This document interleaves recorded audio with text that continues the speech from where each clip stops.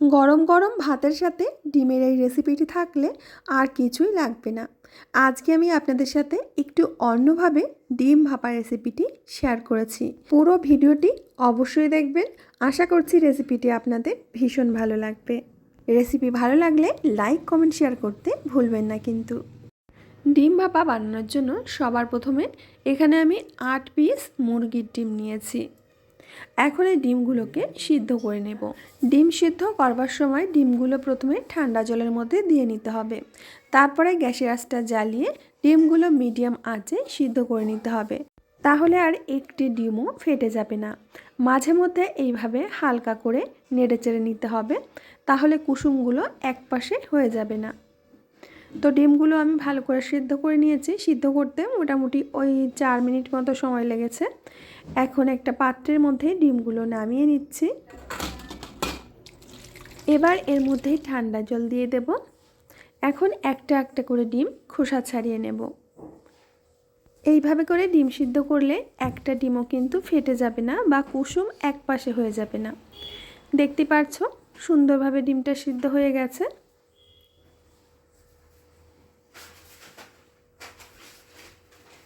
এখন প্রত্যেকটা ডিমের গায়ে এইভাবে একটু কাট লাগিয়ে দেব, যাতে করে মশলা ডিমের মধ্যে প্রবেশ করতে পারে।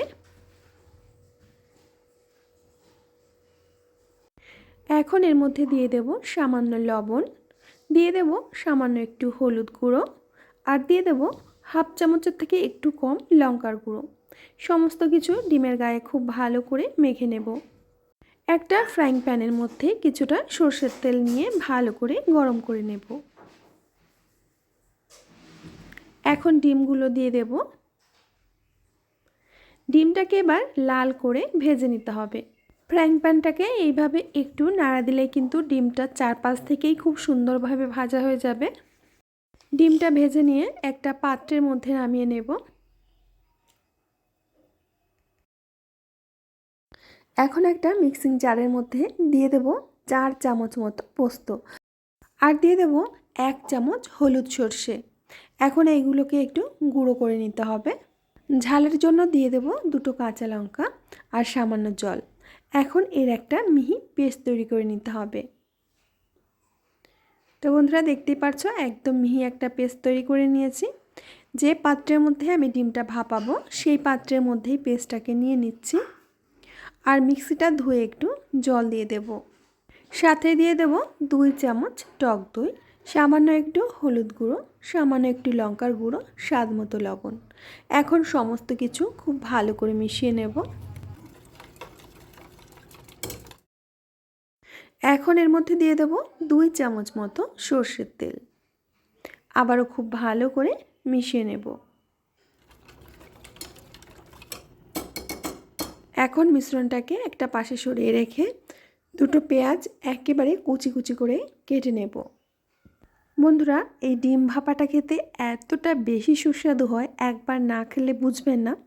একটা পদেই 1 থালা ভাত খাওয়া হয়ে যায়। ফ্রাই প্যানে বাকি যে তেলটা ছিল ওই তেলের মধ্যে কুচি করা পেঁয়াজ দিয়ে পেঁয়াজটাকে ভালো করে প্রথমে ভেজে নিতে হবে। পেঁয়াজটা এরকম একটু লাল লাল করে ভাজা হয়ে গেলে এর মধ্যে দিয়ে দেব বড় সাইজের একটা টমেটো কুচি। এবার পেঁয়াজ আর টমেটোটাকে ভালো করে ভেজে নেব। সামান্য একটু লবণ দিয়ে দিলাম। টমেটো পেঁয়াজ একসাথে খুব ভালো করে ভেজে নিয়েছি। এখন তৈরি করে রাখা মিশ্রণের মধ্যে দিয়ে খুব ভালো করে মিশিয়ে নিতে হবে।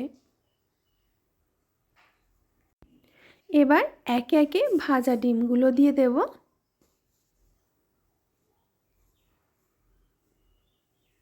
এবার দিয়ে দেব 2 থেকে 3টি চেরা কাঁচা লঙ্কা, আর ওপর থেকে 1 চামচ মতো সরষের তেল দিয়ে দেব। এটা দেখতে এখনই কতটা লোভনীয় লাগছে। এবার ঢাকনা দিয়ে ঢেকে আমরা ভাপে বসিয়ে দেব। মিডিয়াম আঁচে 15 মিনিট মতো ডিমগুলোকে ভাপিয়ে নিতে হবে। 15 মিনিট পরে আমি ঢাকনাটা খুলে নিচ্ছি।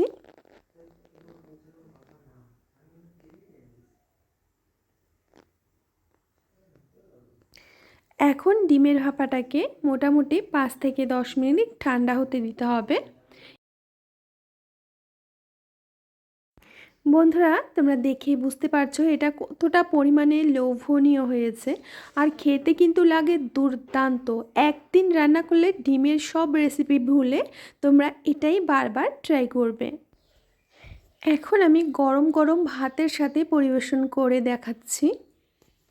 এটা বিশেষ করে গরম ভাতের সাথে খেতেই কিন্তু দারুণ লাগে। তাছাড়াও তোমরা রুটি পরোটার সাথেও খেতে পারো। তো বন্ধুরা, আশা করছি আজকের রেসিপিটি তোমাদের অনেক ভালো লেগেছে। ভালো লাগলে অবশ্যই লাইক কমেন্ট শেয়ার করবে। আমি আজ এখানেই বিদায় নেব, আবার আসবো নতুন রেসিপির সাথে। ততক্ষণের জন্য সবাই ভালো থেকো, সুস্থ থেকো, সকলকে সুস্থ রেখো। কমেন্টে অবশ্যই জানিও যে আজকের রেসিপিটা তোমাদের কেমন লেগেছে।